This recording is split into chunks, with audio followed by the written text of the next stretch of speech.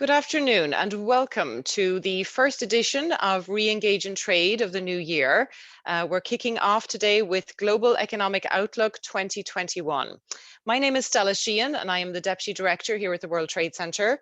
We're very excited about today's speaker because, like you, of course, we're eager to find out what lies ahead this year, particularly in these very uncertain times. I know you're going to find the presentation interesting today, but I think you'll also find it surprising. So those sound like good ingredients for a lunchtime session. So with that, just a few housekeeping rules. You will be muted for the duration of the presentation. However, if you wish to ask questions, please do so via the Q&A at the bottom. We will make every attempt to get to as many of those as we can after the presentation, but feel free to populate that with your questions as they come to you during the presentation. It's now my great pleasure to introduce our Executive Director, Mr. Tim Nowak. Tim has led the World Trade Center since 2007, and prior to his current role, he worked in international markets worldwide, in Asia Pacific, Europe, the Middle East, South America, and Africa, where he actually lived for a year. He is a lifelong St. Louisan, a proud Mizzou grad, and a 2014 Eisenhower Fellow. Over to you, Tim. Thank you, Stella. I really appreciate it. And I really appreciate what you and your team have done with this Re-Engage in Trade series. Just looking back from last November, the US presidential election and the implications on trade policy, to reshoring back in December. These have really been informative, not only for me, but for our larger business community. And today's is another one of those in that session. Today, we are honored to have with us Carl Tannenbaum. Carl is the Executive Vice President and Chief Economist for Northern Trust. In this role, he briefs clients and colleagues on the economy and business conditions, prepares the bank's official economic outlook, and participates in forecast surveys. Mr. Tannenbaum publishes weekly commentaries, and he is frequently interviewed by many media outlets, including the Wall Street Journal, Bloomberg, and Reuters, and many others. Prior to joining Northern Trust, he spent 4 years at the Federal Reserve, where he led the risk section, and he was deeply involved in the central bank's response to the 2008 financial crisis. Mr. Tannenbaum is a member and past chairman of the American Bankers Association's Economic Advisory Committee, the National Association for Business Economics, the Conference of Business Economists, and the International Conference of Commercial Bank Economists. He holds an MBA and a BA in Finance and Economics from the University of Chicago. And I just want to give a shout out, a big thanks to our local friends from Northern Trust as well. Andrew Walshaw is Director of Private and Commercial Banking, and he is the current president of our own World Trade Center Board of Directors, and Clint Zweifel, who is the Managing Director of the local office. We appreciate their help in securing Carl for today's presentation.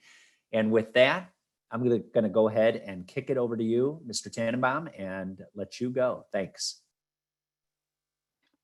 Great, Tim, and thank you so much for that kind introduction. It's a treat to be with you, at least virtually today, although certainly I hope someday to be able to re-engage on a personal basis. I do have some linkages to the St. Louis area, in as much as my son was a student at WashU, graduating, I think, in 2017. And so we made that drive down I-55 quite frequently and enjoyed our time in St. Louis very much. His last year, he lived above the barbecue joint on Delmer. I'm going to try and remember the name of it, but the smell from the pits is still on my clothing these many years later because it was so pervasive in his apartment. So let me see if I can get started in the manner that I have been ever since the pandemic really got started, and that is to wish that all of you are staying safe and well. While these cartoons attempt to provide some humor around the pandemic situation, I know it is very serious. I suspect just statistically that some of you or your family members have been touched by the virus, and hopefully it wasn't serious. And many of you are engaged in businesses that are maybe not able to operate in the manner that they did. So this is very serious business. That said, it is now the 11th month of home confinement here for me. And as Tim and others and I were talking yesterday and before we started, those of us that are used to global travel have found ourselves grounded. What that has meant for our family members is that they have, I'm not sure I can call it the pleasure of our company, but they have our company much more often. And so these cartoons ask the question of whether we're working from home or sleeping where we work. And then the scene at the dining room table as families are trying to share space, broadband access to the refrigerator and the like. Certainly it's a dynamic that has required a lot of maintenance for a lot of us. My wife went during the first couple of months from saying it would be nice to have me around to, well, it's nice that we have all of this space. And then it was, I need to come into the office and I can't open the door again until 6 p.m. And Tim, I have to say, most recently, I have caught her out in the kitchen trying to mix batches of the Moderna vaccine in the hope that she can inoculate me with it personally so that I have somewhere else to go other than stay here in the house. Anyway, I hope those of you who are joining us are managing that dynamic perhaps a little bit more successfully than the Tannenbaums are. But that said, the pandemic is very much with us, and the course of the virus is critical to the course of economic activity and markets. So I'd like to begin there. As we visit today, the good news is that after cresting at a frightening level immediately after the holidays, caseloads in the United States and Western Europe are finally settling down. Europe has had it very rough with a lot of restrictions. You can see there are countries that have done better. Australia in particular is out on the other side of it, New Zealand as well. But the critical thing is that this virus has been with us for much longer than we had thought. It's proven very hardy. It's proven very adaptable. Our understanding of it has taken a long time to be complete. And so public health steps to combat it have really been very, very basic and in many cases still are. The only secure way of preventing the spread is keeping people apart, and that is very harmful to commerce. Now, it's a step that most countries or states or localities do not want to take, but when your hospital capacity is stressed, when medical providers are not able to keep up with the demand, when you do have high mortality rates in some communities, public health officials will have to err on the side of caution. And that's represented by these lockdown indices that we can get globally and also for US states. And you can see the pattern we had in 2020, the spike during the March-April period, and then a little bit of relaxation during the summer as the economy reopened. And then unfortunately, as the weather got colder and people got perhaps a little less careful, we did see the resurgence in cases. So we're heading in the right direction with cases, but they're still very, very high, and the virus does need to be respected. Now, the hope that we've had over the last 4 months has surrounded the vaccines.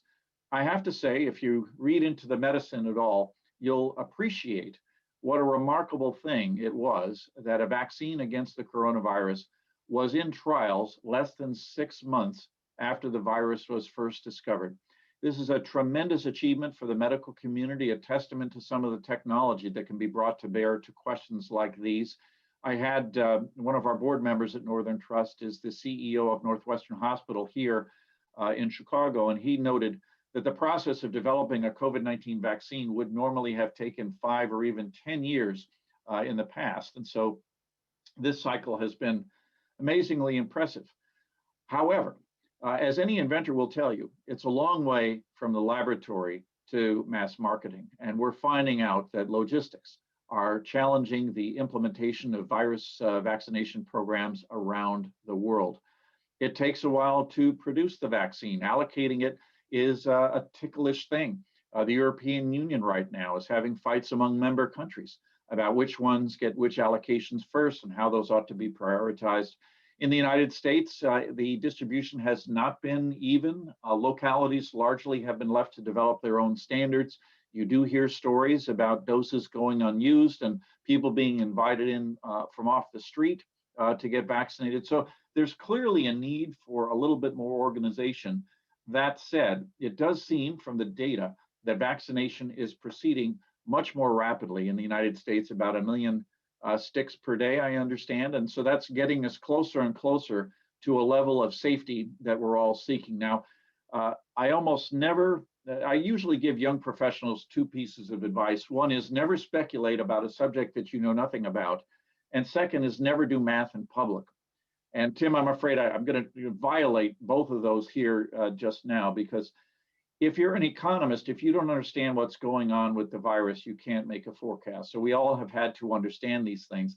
And from what I'm told, that there's this magic number of 80 or 90% immunity within a population that is really critical to limiting the spread of the virus and giving people the sense that it isn't risky to be out and about. You can get there either with inoculation or acquired immunity, which is held by those who have already had COVID. Now, depending on who you ask, the official number is somewhere in the 25 million range for the United States, but because so many patients are asymptomatic, the number could be as high as 100 million. So as you're trying to add all of this up and then also factor in a core in our communities around the world who are reluctant to be vaccinated, you're trying to make a prediction as to when we're going to get to the desired level. In our own view, it's going to take another several quarters to be completely there, but we think that safety will be rising as we move through the remainder of the year, and after a tough start, that should make for a better opportunity for economic reopening. So where do we stand in the recovery process? I'll start with the world and then come back to the United States. This has been a very uneven recovery, both across countries and within countries. You can see the tracking of GDP, which is our national income. It's the variable that economists use to keep score on economic progress. And if you benchmark it to the end of 2018, so fully a year before the virus hit, you can see that the different parts of the world were pretty steady. And then you can see during the first part of last year, you had a severe interruption. By some measures in some countries, this was the worst recession since the Great Depression of the 20s and 30s. Now you can see at the top that China was able to recover more rapidly. They, of course, were able to address the virus in a manner that might not have been available to other governments around the world. And because their manufacturing came back faster, and I often note that when workers are asked to go back to a manufacturing facility, there isn't a lot of debate in China as to whether they feel safe going back inside. And so they were able to get the factories moving again very quickly. And because other countries were impaired, China has been able to enjoy more of what we call a V-shaped recovery than anywhere else. Beyond that, you can see the level of economic activity in Western countries is still some distance from where it was before the pandemic. And if you begin to comb through where the individual markets are, you can see great disparities. Unfortunately, the United Kingdom is at the bottom end of this spectrum. Their economy shrank, I think, on the order of 10% in real terms last year. And as you visit today, much of the United Kingdom remains in a very severe lockdown. And so it's going to be a hard time to regenerate commerce there. The other chart that I have here, I think, is also interesting because if there's an upside to the pandemic, economists have developed these new forward-looking economic metrics that give us feedback in real time about economic activity. So, for example, many of you have followed the Open Table Index of restaurant reservations. Homebase, which is a staffing website for small businesses, tracks the number of positions being sought.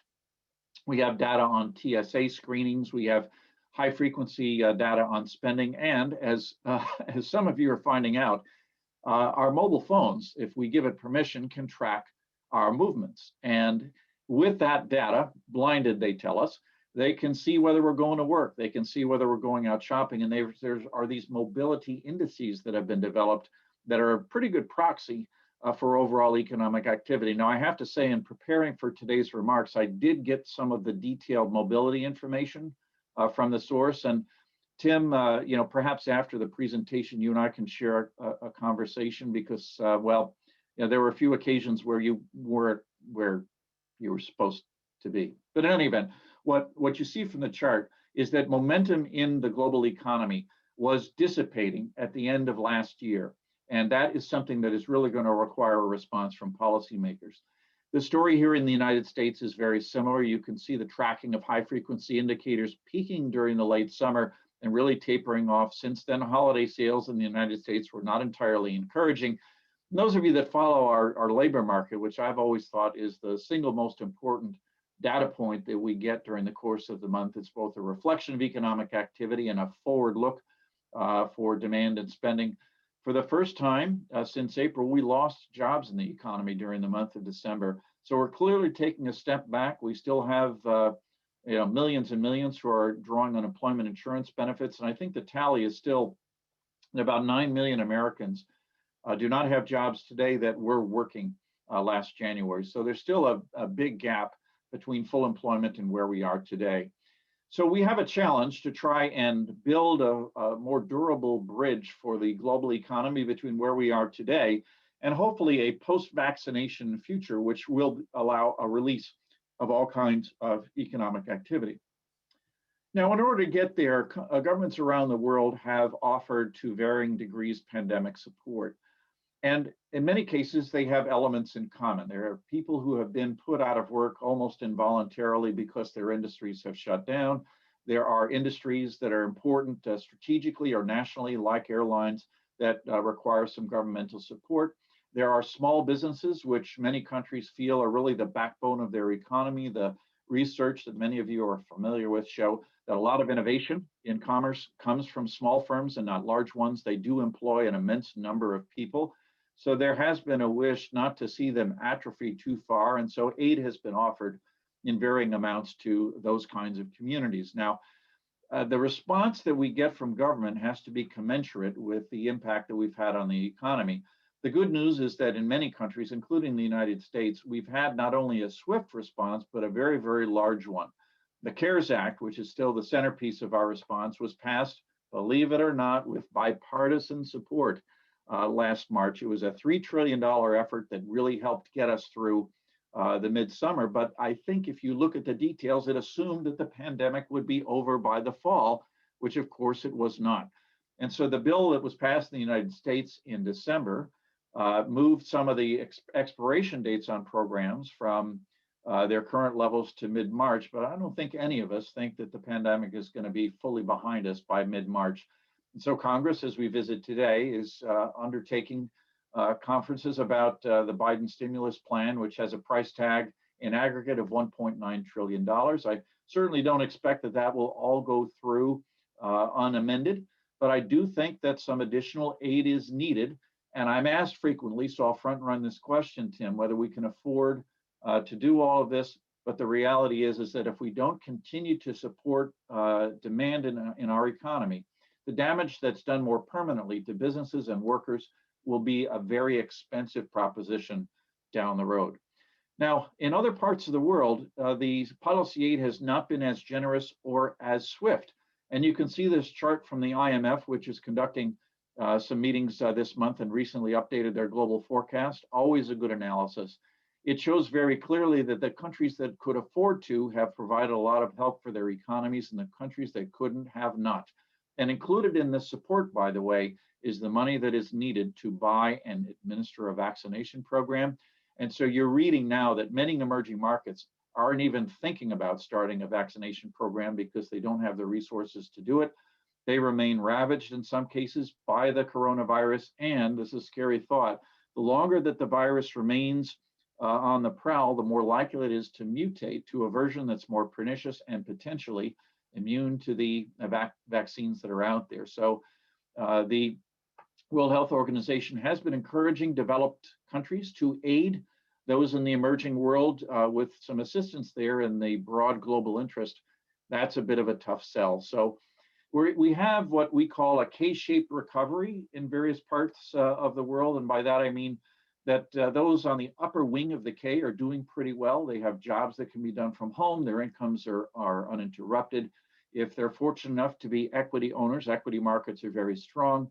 And then you have others who are on the lower wing of the K, who are more likely to have experienced a job interruption, who are the subject of forbearance on their mortgages or forbearance on eviction from their homes. And the same is true for countries around the world. There are certainly some on the upper wing of the K, and there are others that are further down the list. Now, monetary policy has also done its part. A map is shown here. As many of you know, the Federal Reserve here in the United States finished its first meeting of 2021 yesterday.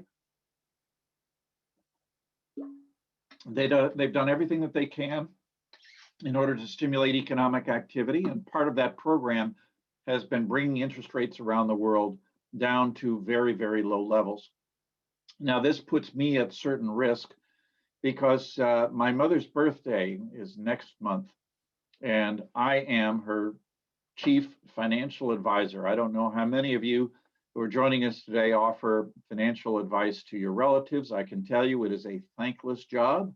If the program is successful, it's always the acumen of your relative that led to success. And if there are problems, it's always the advisor's fault. That is certainly the case in my relationship with my mother. She is not happy that rates are low because even though her portfolio overall is doing very well and she's very comfortably retired, she does have certificates of deposit that come due at these rates that she doesn't find terribly attractive. And she thinks that I should be able to call my former colleagues at the Fed to order her bank to give her a 5% return on her CD. Now, Tim, I don't have the heart to tell her that I can't do that. I couldn't do that even when I was at the Fed. But I am pleased to tell you all that my mother is getting 5% on her CDs. She's getting 25 basis points from the bank and 4.75% from me personally. Now, that may not sound like the best solution, but it keeps us smiling at each other when we get together. And it'll come back to me at some point in time. I should note, by the way, that this offer is not available to all clients of Northern Trust or those of you who might wish to become our clients. But in any event, I don't think there's much more that central banks can do. They've been asking fiscal authorities to step up. What they have pledged is to keep interest rates very low for a long time in the hope that generates a little bit more economic activity. Now, trade is the focus of this organization, so I wanted to give you my take on trade. Here I have good news and bad news. The volume of merchandise trade in the world, as shown by the upper left-hand chart, has recovered to its pre-pandemic levels, which is encouraging. The bad news for those of you who follow this at close range is that trade as a percentage of global economic output, or GDP, has been declining now for about 6 years. And in many parts of the world, ever since the global financial crisis, trade has become a 4-letter word. The financial crisis illustrated the downsides, in some cases, of countries having linkages with others. And back then it was mostly financial, but then it lipped over into economic. And in the aftermath, countries asked, and I think they're good questions to ask, whether having their fortunes so closely intertwined, not just with other countries, but with the multinational organizations that govern these things, like the European Union, the World Trade Organization, the IMF, World Health Organization. And what has really been happening in aggregate, everybody, is that there has been a retreat from the spirit of free trade that had prevailed across the globe, really from the early 70s all the way through the mid-2000s. And you can see in the lower left, as tracked by the WTO and others, the number of actions taken by countries to restrict trade, and these are tariffs and quotas and anti-trade regulations, has far exceeded trade openings over the last number of years. Now, this chart does not adjust for who was putting them on and how strict they were and how much commerce was affected. So it's basically a number count, but still the trend is unmistakable. And when I was traveling and now as I confer with my colleagues around the world, it's clear that the impetus away from trade is very real. I would tell you, Tim, that the pandemic has probably accelerated this because the recognition that China produces somewhere on the order of 60% of the world's personal protective equipment and held that supply very closely during the early months of the pandemic has a lot of governments screaming out for self-sufficiency, or these are called economic security programs, where they will seek to at least reshore some of the production of certain goods so that they do not have to worry about delivery timelines or contractual commitments or potential interruptions for things that are important. In addition, the challenges with China are certainly going to last into the new administration. There are companies, many of them I know, that are trying to find alternative supply lines or supply chains to diversify away from China.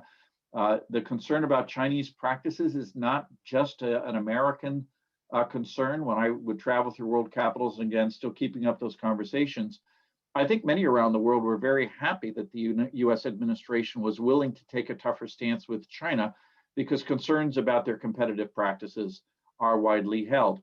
But China is a very big player in markets. Rejiggering supply chains is an expensive and time-consuming exercise. And so trying to find some détente with China, I think, is very central, not just in Washington, but many other world capitals this year. And speaking of China, as I mentioned, they have had a very, very positive recovery. Tim asked me yesterday whether I trust the economic numbers coming out of China, and I have to share a funny story with you. We have clients in Beijing at Northern Trust, and I used to be there annually. Now it's virtually. But it's interesting to have private conversations with some of their senior folks. And one of them said during a conversation a couple of years ago, he said, Carl, you have to understand that China is a great manufacturing country. And one of the things that we manufacture best is economic data. And I got a chuckle out of that because it's something I long suspected. But then he took me on a tour, very well educated in the United States. So he knew how we put together our economic numbers. And he was certainly able to poke holes in some of the methods that we have, which could, in certain hands, be used to overstate our achievements, shall we say. But in any event, can China keep it up? And I think the answer is yes, but probably not at the same pace.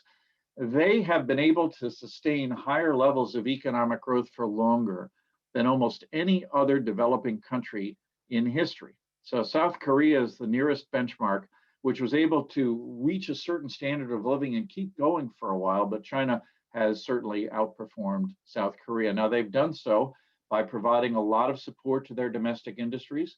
I think it's fair to say that there are some that don't think that they've been playing fairly on the global trade playing field, and so they're probably due for some correction there. They have certainly wanted their consumers to account for more economic activity as they've been overly reliant, I think, on exports. But their consumers save a lot more of their incomes than we do in the United States. They are very conservative about retirement because of the one-child policy that lasted for a very long time. For those who follow it, you'll know that China has the biggest demographic challenge of any country in the world over the course of the next 20 years, and that's leading them to save a lot more. In addition, on currency markets, the Chinese currency has gotten much more valuable, which is going to make it disadvantageous for trade. And so I do think that China may have some boundaries as we go forward in their ability to continue expanding at the pace that they have been recently.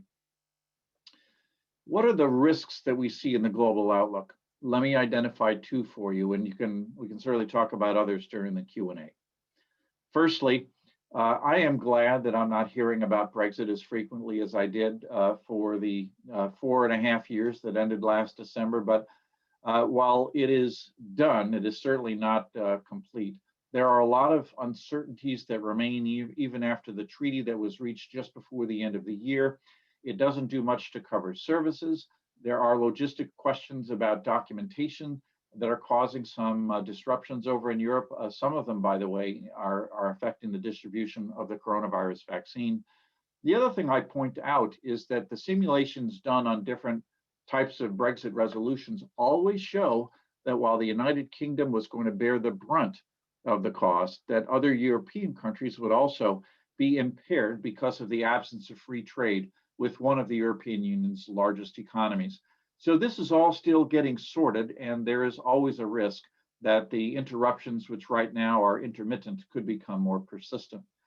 And then secondly, in the emerging world, there are countries whose finances are not in good position, whose populations are dealing with substantial health challenges, and which are going to need some attention from those who work out international debt, these being the IMF, the Paris Club, the World Bank, and others. They're going to be asking for some forbearance from investors who are very, very interested in keeping up the yields on their assets. In addition, the last 4 years have not been kind to US support for multinational organizations, again, like the WTO, the IMF. And so trying to get the political and financial capital together in those organizations to deal with the caseload that may come out of the emerging world could be quite challenging. So We're watching the emerging space, trying to figure out which countries might be most vulnerable. But the risk that one of them could really hit a difficult point this year is non-negligible. So if I had to give you a forecast, this is what it would be. I usually don't like to leave this up on the screen very much. Well, actually, I suppose I'll go back to it. But let me hit on a few high points. I think we will complete the recovery of economic activity, both here and in most major developed countries, sometime in the middle of the year. I think employment may take a little longer to get back to its peak, and that's always been the case during economic recoveries. We will have to handle policy carefully between now and then to achieve a good outcome. And the other thing that we're still sorting out, and we can talk about this again in the Q&A, is I think that there will be some things that happened during the pandemic that will last after the pandemic. Certainly real estate questions about where people live, how much office space will firms need, will we ever go back to shopping in the same concentration at physical retail centers? Those are out there. How will technology that's been given more of a fair hearing during the pandemic, how will that affect commerce going forward? I'll ask for a show of hands, even though I can't see any of you. How many of you have had a telemedicine visit during the course of the last 10 months? I suspect it's many of you.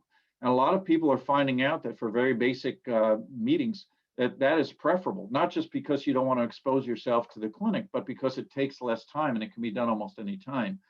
If that becomes more common, then I think it's very disruptive to the medical industry.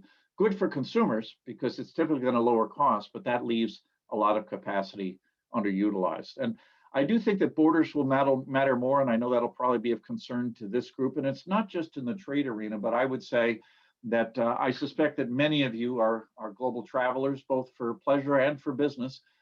Those international travel lines are probably going to be among the last things to come back because of the concern about the virus, because common standards for vaccination and proof of vaccination have not been developed internationally. And so while I very much miss being out on the road and having good quality conversations with my partners and clients around the world to gather some of the insights that I can share with all of you today, I have a feeling that it's going to be a while before I'll be able to get back into those markets. So, Tim, that's a breathless tour around the world, and that's the view from here. With that, I'm going to stop sharing my screen, and I'll turn it back to you to shepherd our Q&A today. Carl, thank you so much. I'm going to invite Stella to help organize some of the questions, and feel free to continue asking those questions. I know I have one up front. Are you sure you're not taking any other financial advising clients at this time? Yeah, no, and I just know that my mother, who has enough coffee clutches with the other grandmas, I'm sure she's heard about GameStop, and so I'm going to have to figure out what to say to her about those kinds of assets. Hey, that was a terrific presentation. It really was, and I know it's going to lead to some additional thoughts, additional questions, and so Stella, why don't you go ahead and kick us off? We've got a few here already, and feel free to continue through the Q&A button at the bottom to ask any additional questions. Stella? Will do. Thank you, Tim. So actually, we're going to start off with an answer for you, Carl. Bridget and Richard were kind enough to provide us with the answer to your barbecue question, and I think it's salt and smoke in Del Mar. So does that ring a bell? Great. All right. So we see we've such an informed audience already. They're off to a good start. All right, so we'll dive straight in. So this is from Paul. You mentioned forbearance. Why have no COVID relief proposals included paying landlords for rent forgiveness? It seems like this would be a bipartisan opportunity. Great question. Obviously, there are families that are struggling to pay their rent. At first, the eviction moratoria, everyone, was done on public health terms because you've seen the scenes of forbearance. There are intervals where families are a bit nomadic. Also, many end up moving in with other family members, and so that set of crowded quarters would have facilitated the spread of COVID-19. Now, that said, there are landlords certainly that have already worked with tenants, bilaterally to lower the rent in the hope of making it up later on. The challenge that you've got is that all aid goes through the Congress, and there's a political lens placed on it. And so unfortunately, the landlord lobby does not have the strongest footing in many parts of the Congress, in as much as it isn't a sector that has always generated a lot of sympathy politically. That said, there are realities for the owners of those properties and frankly, the investors who invest in mortgages on multifamily properties. If you look at the data in that sector, it's clear that the loss of cash flow and the prospect of more are going to serve as a significant impairment. So I do think that as we debate the next round of stimulus, Stella, that's something that does have to be recognized. Great, thank you. All right, I think we've another question here. As you noted, this is from Barry, as you noted, China is remarkably adept at manufacturing data. This week, they're making claims that US cotton is tainted with COVID. Do you see questionable contagion claims as a threat to trade in the short, medium term? And your thoughts also on renewed interest in TPP?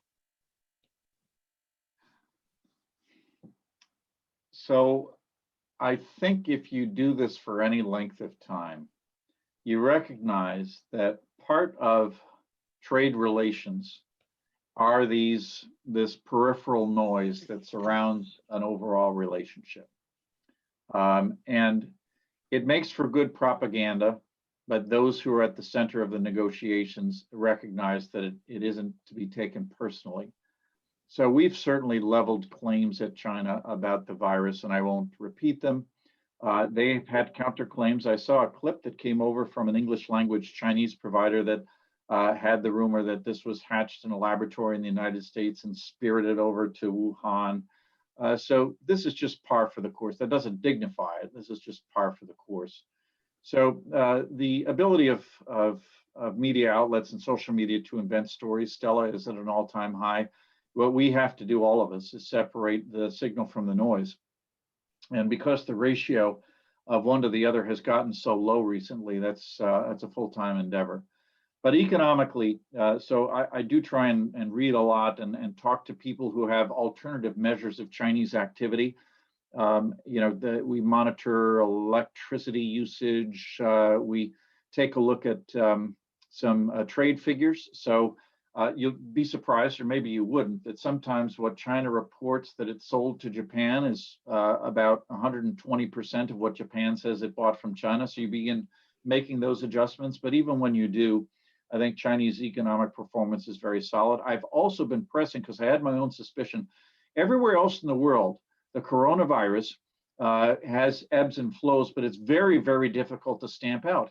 And for months, as you may know, the Chinese were reporting essentially 0 cases. Now, I believe that they're not 0, but I've been asking people who have good sources, and they say that even though it's not 0, that they have not had another major outbreak in China. And when they have had limited ones, they do have the force of the state to really enforce the quarantining and the contact tracing that's been much, much harder in the West. So there may be a delta there, but I'm not sure it's that large. Okay, thank you. All right, questions are coming in hale and hearty here. Let me see.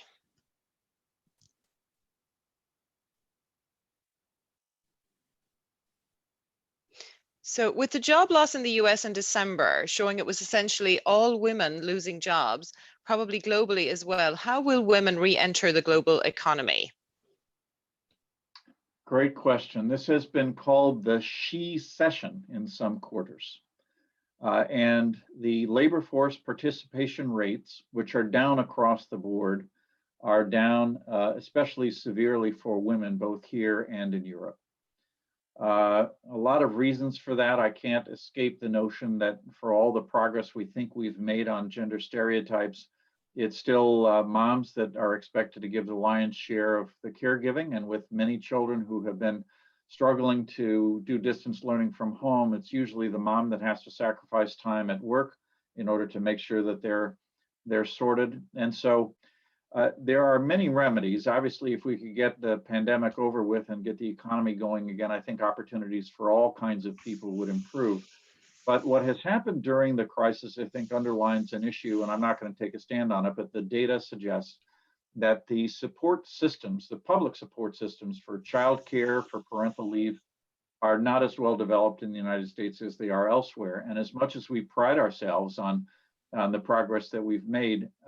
As we visit today, labor force participation among women in the United States is far below almost every other developed country, including Japan, where cultural stereotypes are much deeper than they are in the United States. So that says to me that we need to think about some policies other than just getting the economy back on track to remedy that situation. And as a European living in the US, I've always been extremely jealous of my my friends' maternity leave in the EU. So I would concur that we have a bit of work to do there here. Okay, a question. This one is from Renee. Will the TMEC agreement help to position the pandemic effects in financial terms for the three countries, or will we depend from China will we depend on China and some other countries?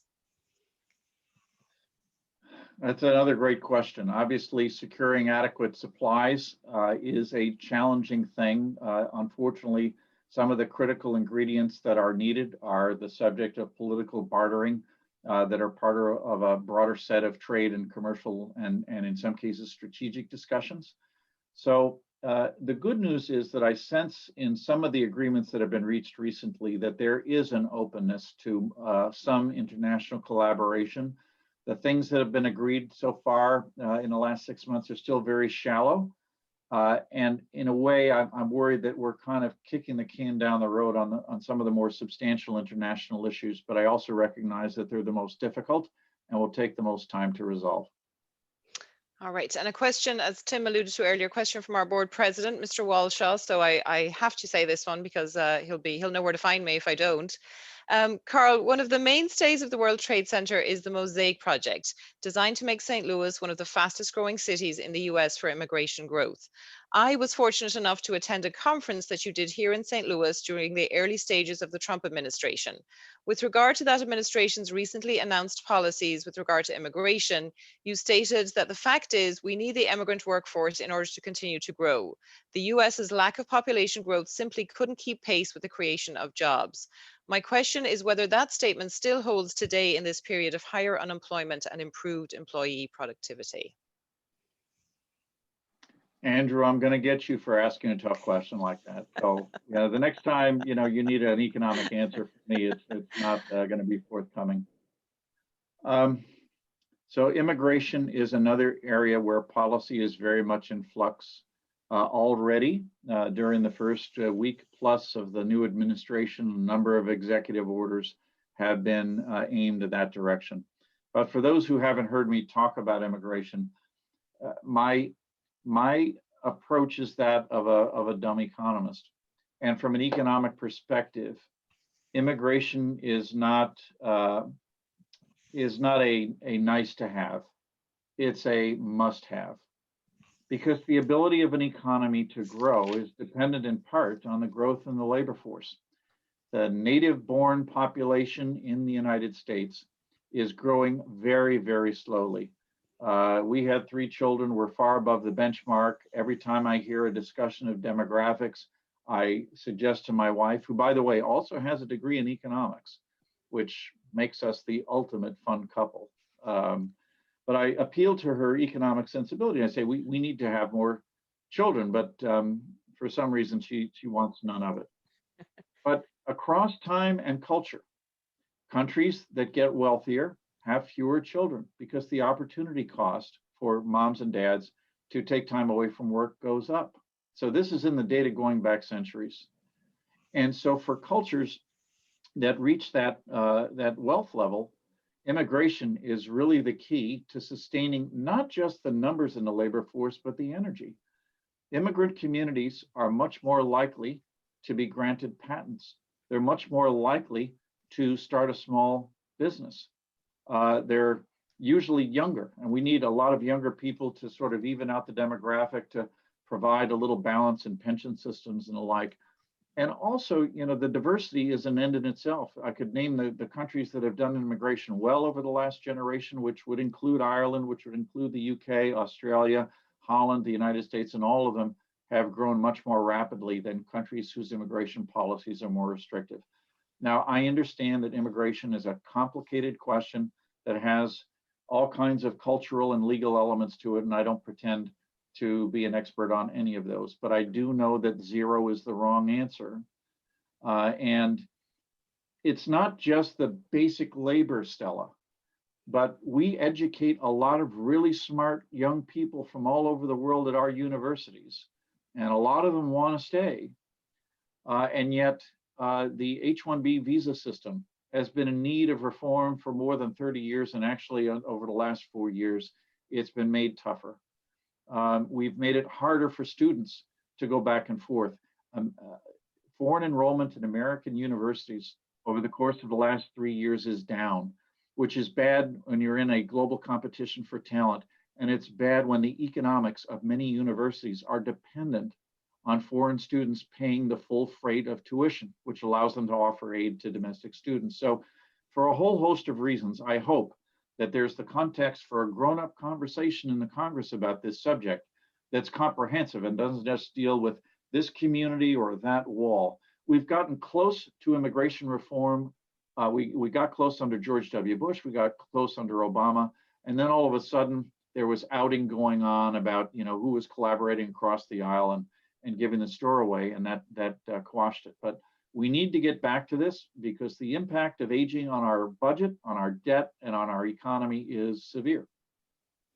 Great, thank you, Carl. I know your answer will be music to the ears of many here at the World Trade Center, and especially Betsy Cohen, who heads our Mosaic initiative, as Andrew alluded to. And actually, shameless plug, we will be concentrating on the correlation between immigration and trade at next month's Engage in Trade. So stay tuned for more information on that. And Stella, may I add that cultures that are diverse have better food. Indeed, I would concur. Absolutely. So we still have lots more questions, this is good, great. What investments in the climate green economy will investments in the climate green economy be a boost or bust on global growth? So there are certainly those who have vested interests in old carbon industries that are severely threatened by the potential transition to something greener. However, it's clear that whether governments are moving in this direction or not, that investors are not waiting for them. And the movement towards environmentally, socially, and governance-based investing is a very powerful one. It's growing very quickly because investors want to do the right thing as well as getting good returns. And all the science suggests they need not give up one for the other. So companies, in the way that they operate, want to have a lower carbon footprint. Most major companies now have a corporate social responsibility report.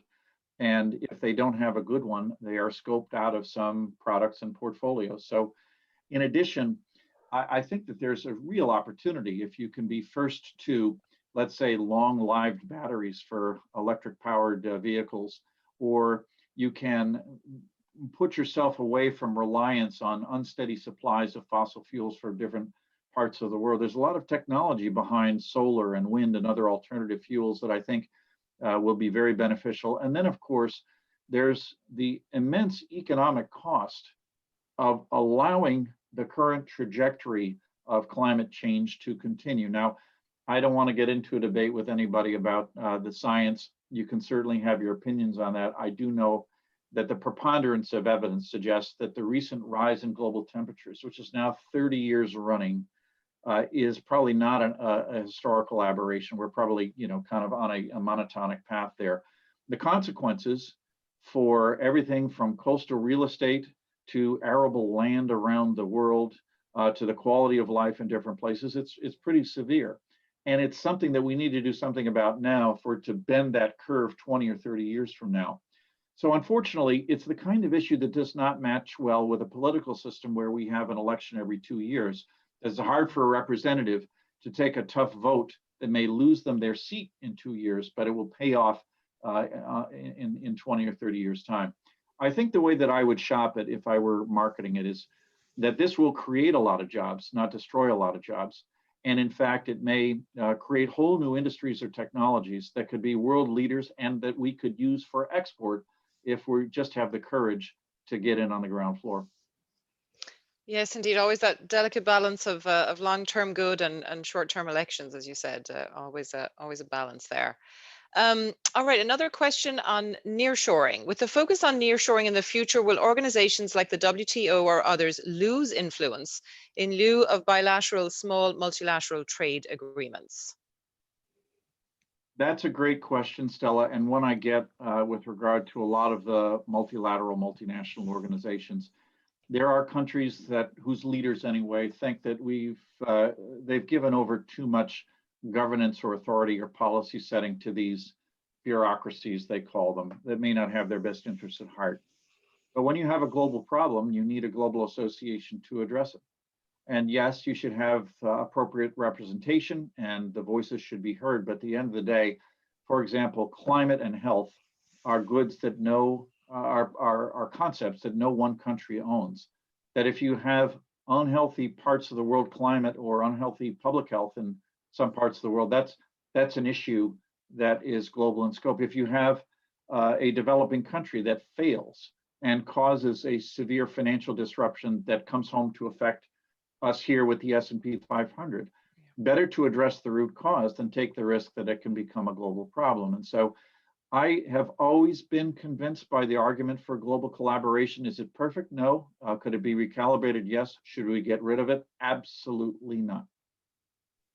I know we've been reading a lot at the World Trade Center on the need for US leadership in this area and others. So as you said, those interests that seem like they're not ours become ours eventually. So it's important to have that leadership role. Okay, another question. Have the steps taken during the last year regarding payroll tax suspension affected the long-term viability of Social Security or Medicare? That comes from Terence. The answer is no, but that's cold comfort because the long-term future of those two programs for me is very much in doubt. Again, I go back to demographics. We are an aging country. We have, I forget the number, we have a staggering number of people that are going on to Social Security and Medicare every day as the baby boomers retire.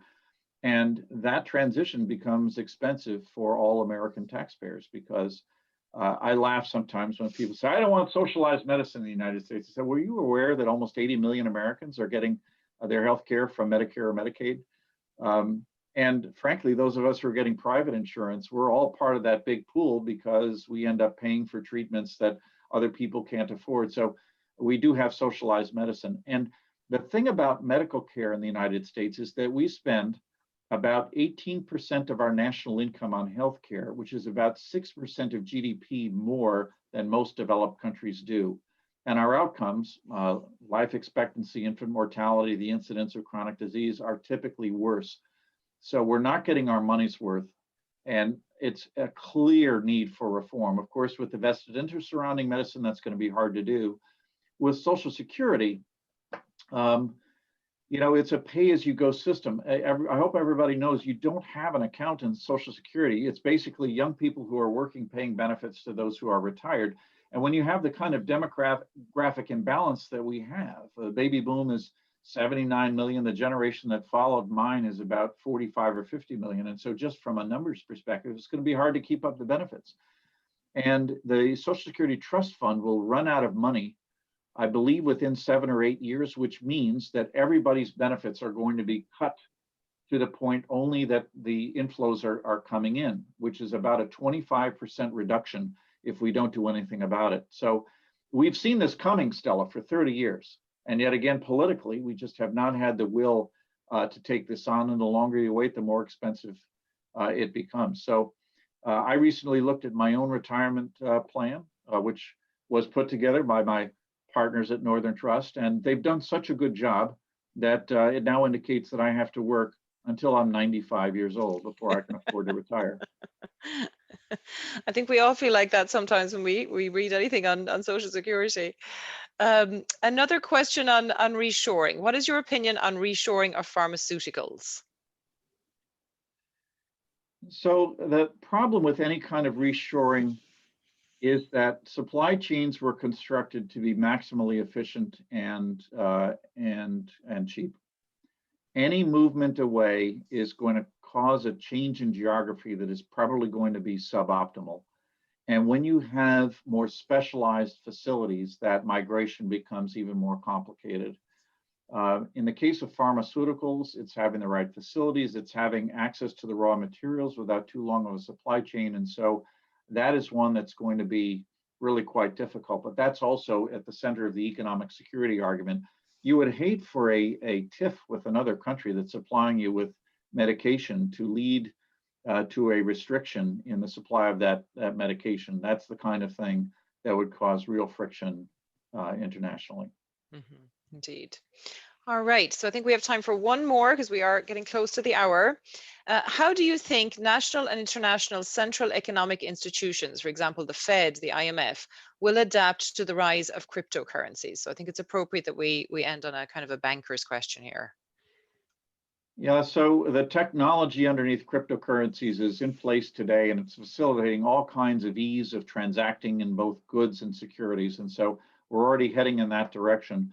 The international community has long used synthetic currencies like the SDRs of the IMF. That said, I'm not sure that the current mania around cryptocurrencies, Ethereum and Bitcoin, is representative of a long-term value that, let's say, a virtual currency that's actually backed by a central bank could have. So please don't confuse Bitcoin with the promise of virtual currencies or the technology underneath them. They're two very different things. Interesting. Thank you. Tim, I think you had a final question maybe or comment?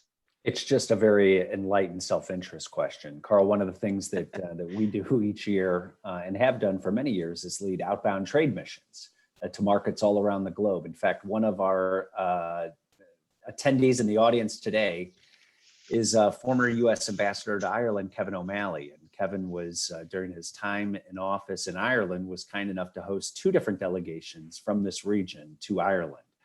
So my question is more of, I was a little alarmed when you were talking about some of the emerging markets and the time to get to vaccination and some of the negative ramifications that can have. But putting your forecasting hat on, when will we be leading trade missions again globally from this region?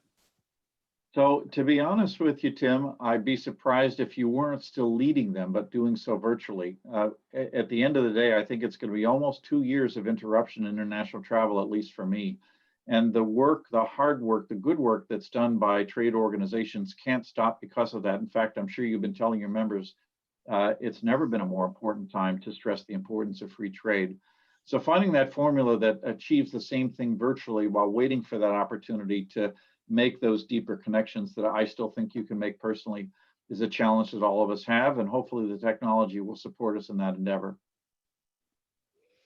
Well, thank you so much, Carl. We are so excited that the technology has enabled us to host you today. We really appreciate you being here, and special thanks to Andrew and Clint, as Tim mentioned, at Northern Trust here locally for securing you. It was very informative and on such a wide range, touched on such a wide range of topics. So I know people got a lot out of today's session. If you have any questions, feel free to send those to us, or of course directly to Carl as well. We will be sending you a copy of the presentation. Carl has very graciously agreed to let us send that out, so you'll be receiving that, if not today, certainly by end of day tomorrow. And then don't forget to join us next month and the following couple of months for another session of Re-engage in Trade. Watch your inboxes on that. As I said, immigration is coming up. We're hoping to do something as well around International Women's Day in March, and maybe even something on green technologies further down the line. So stay tuned, and thank you again so much for joining us today. Take care and stay safe.